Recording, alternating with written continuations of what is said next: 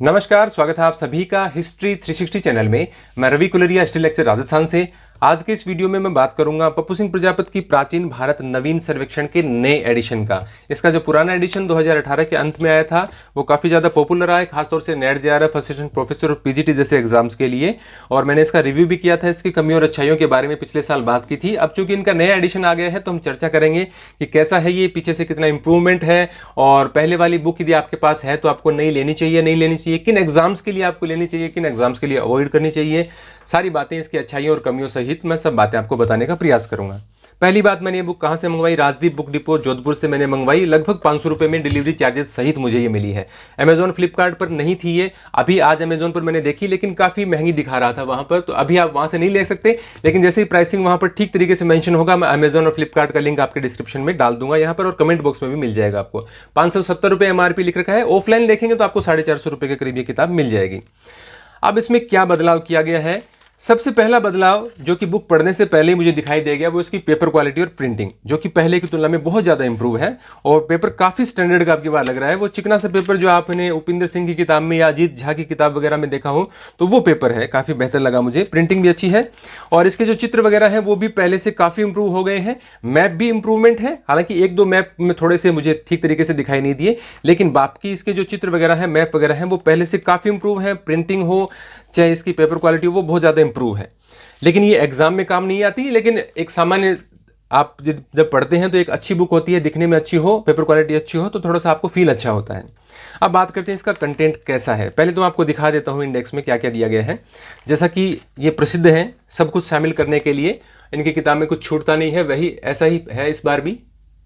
तो मैं इनको बोल के तो नहीं बताऊंगा क्योंकि काफ़ी ज़्यादा बड़ा हो जाएगा वीडियो। फिर आप देख सकते हैं प्राचीन भारत के इतिहास का कोई टॉपिक शायद मिस नहीं है इसके अंदर, बहुत ज़्यादा विस्तार से दिया गया है। यदि मैं ठीक से इसको जूम कर पा रहा हूं तो आप इसको देख सकते हैं। ये आप इसके देख सकते हैं। लास्ट में परिशिष्ट को यदि हम शामिल कर लें तो 900 से अधिक पेज की ये किताब है। अब इसका पहला चैप्टर है जैसे प्राचीन भारत में इतिहास लेखन की परंपरा। इतिहास क्या है से शुरू होता है ये। एक तो अब की बार इनका प्रेजेंटेशन का तरीका काफ़ी बेहतर हो गया है पहले की तुलना में।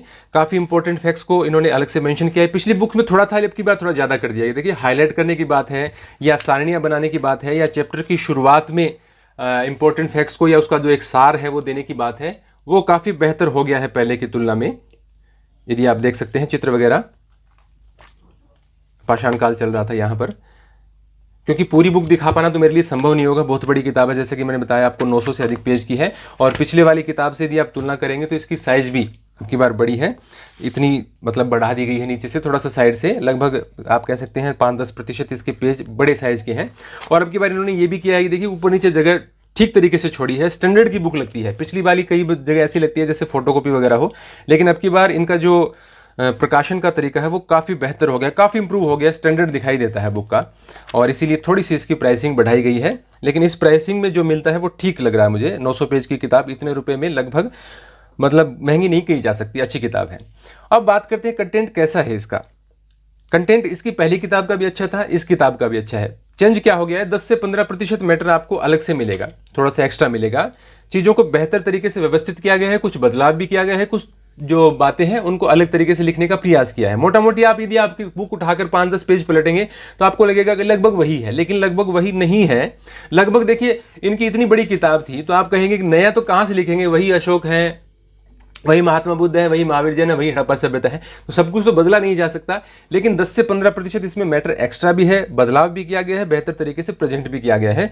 तो जो पहला क्वेश्चन आप मुझसे पूछने वाले थे कि क्या हमारे पास पुराना एडिशन है, हमें नया लेना चाहिए? बिल्कुल आपको लेना चाहिए, क्योंकि यदि 2-4% भी कहीं पर 2-4 क्वेश्चन भी गड़बड़ हो जाते हैं एग्जाम के अंदर इधर उधर, तो वो एक बड़ा नंबर आजकल साबित होता है। क्योंकि प्रतियोगिता काफ़ी कंठ ऐसी हो गई है कि नेक टू नेक लड़ाई चलती है आजकल। तो आप एक एक क्वेश्चन को इंपॉर्टेंट मानिए, तो आपको नया एडिशन ले लेना चाहिए। किन एग्जाम्स के लिए ले लेना चाहिए वो भी मैं अभी आपको बताऊंगा। और चाहे भले ही सरकार के प्रमाणिक स्रोतों में नहीं आती हो, लेकिन इतना अच्छे तरीके से इसमें मेंशन किया गया है, इतना ज़्यादा रिसर्च लगता है मुझे कि इस बुक में किया गया है कि फैक्ट बहुत ही कम गलत होने की संभावना है। मैं 1-2 एग्जाम्पल तो आपको दूंगा, लेकिन बहुत ज़्यादा रिसर्च करके लिखी गई किताब लगती है, क्योंकि ऐसे सामान्य आप उठा नहीं सकते। जैसे जैसे इन्होंने टॉपिक में लिखी हैं चीज़ें, मैंने जैसे काफ़ी डिटेल में देखा, तो ऐसे सामान्यतः आप उठा नहीं सकते कि कहीं से उठाया लिख दिया बिना चेक किए। तो चेक किया हुआ है, लेकिन कुछ पहले से एक दो जो गलतियां थी वो इन्होंने सुधारने का प्रयास नहीं किया है। शायद इनकी नज़र नहीं पड़ी है, उन्होंने जिन्होंने भी प्रूफ रीडिंग वगैरह की उन्होंने शायद देखा नहीं होगा, वो मैं आपको बताऊँगा। लेकिन बहुत बेहतर तरीके से आपको इसमें अंदर विवरण मिलेगा, फैक्ट्स आपको मिसिंग नहीं मिलेंगे। आप दूसरी कितनी भी किताबें पढ़ लीजिए, इससे ज़्यादा बेहतर जानकारी आपको मिलने वाली नहीं है। बात ये रहती है कि आप क्या इतना आप पढ़ सकते हैं, वो तो आप पे डिपेंड करता है। दूसरी बात, जैसे नेट जेआरएफ और असिस्टेंट प्रोफेसर को एग्जाम है, उसके लिए तो निश्चित रूप से इनका पहला एडिशन है वो भी बहुत अच्छा था, ये एडिशन है और भी अच्छा है, और इसकी टक्कर में कोई किताब है नहीं। लेकिन पीजीटी जैसे एग्जाम के लिए आपको ये किताब पढ़नी है तो आपको चाहिएगा टाइम। जैसे राजस्थान में फर्स्ट ग्रेड का एग्जाम है, उसमें अभी टाइम है, उसके लिए आप पढ़ सकते हैं। दूसरी बात, आपको ये जानकारी होनी चाहिए कि जरूरत के समय आपको क्या, किस पर कम ध्यान देना है और किस बात पर ज्यादा ध्यान देना है, किस फैक्ट पर ज्यादा आपको कंसंट्रेट करना है, किस पर कम करना है, वो भी आपको थोड़ा सा पता होना चाहिए। उसके लिए आप एनसीईआरटीज वगैरह पढ़ते रहा कीजिए। जैसे नई एनसीईआरटी की 6, 7, 8 की किताबें हैं या 12वीं की जो किताबें हैं, यदि आप इस प्रकार की पुस्तकें, अच्छी पुस्तकें, आपका नॉलेज अच्छा है, ये पुस्तकें आप पढ़ते हैं, तो एनसीईआरटी आपके लिए बच्चों का खेल है। आप 10, 15, 20 दिन में वो बिल्कुल कंप्लीट कर सकते हैं। उससे आपको एक तो ये आइडिया हो जाएगा कि क्या ज़्यादा इंपॉर्टेंट है, किस पे हमें थोड़ा सा ज़्यादा ध्यान देना है, एक आपकी समझ बनती है। तो वो किताबें आपको पढ़नी चाहिए।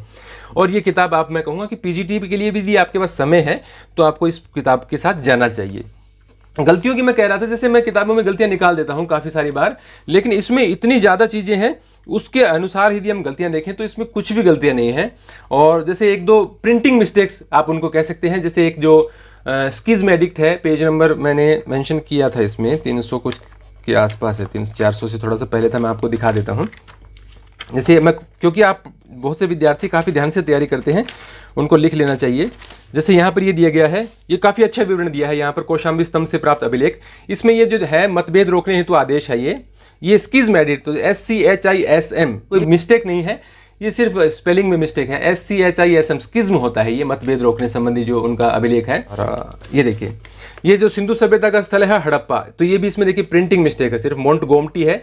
लेकिन मुझे अच्छा इसलिए नहीं लगा क्योंकि इनकी पिछली किताब में भी था, तो ये थोड़ा सा इनको, जो भी इनकी किताब चेक वगैरह करते हैं उनको देखना चाहिए, मोंटगोमरी है। और ये भी थोड़ा सा बता देना चाहिए कि अभी इसका नाम साहिवाल हो गया, 1967 में हो गया था ये।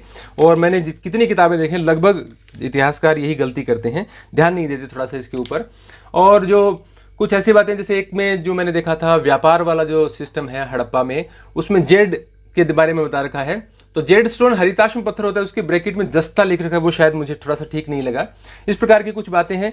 एक जो कृष्ण यजुर्वेद में जो उपनिषद है, उसकी संख्या में प्रिंटिंग मिस्टेक है, मैं आपको दिखाई देता हूँ, आप ठीक कर लेना आपके पास किताब, यदि आप ये किताब लेने की इच्छा रखते हैं, क्योंकि मुझे छोटी मोटी गलतियाँ हैं वो भी दिखाई दे जाती हैं, क्योंकि मैं काफ़ी ज़्यादा रिव्यू करता रहता हूँ, इसलिए मेरी आदत हो गई थोड़ी सी। देखिए उपनिषद, यहाँ पर ये कृष्ण यजुर्वेद में मिस्टेक है, क्योंकि उन्होंने ऊपर लिखा है 108 है, तो ये इनको आप जोड़ेंगे तो 108 होंगे नहीं, तो 12 की जगह कृष्ण यजुर्वेद में 32 होंगे। तो ये गलतियां, आप गलतियां नहीं मान सकते इनको, ये जो प्रिंटिंग मिस्टेक्स हैं, या किसी ने टाइप किया है तो वहाँ 12 की जगह 32, मैंने इनको जानबूझ के मेंशन इसलिए किया है क्योंकि उनकी पिछली किताब में भी 12 लिखा हुआ है, पिछली किताब में भी मोंटगोमटी लिखा है।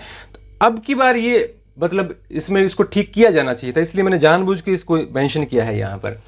तो गलतियों के बारे में बात करूँगा, ये सिर्फ मतलब कोई प्रिंटिंग मिस्टेक है, इस प्रकार की बात है। फैक्ट बहुत बेहतर तरीके से दिए गए हैं।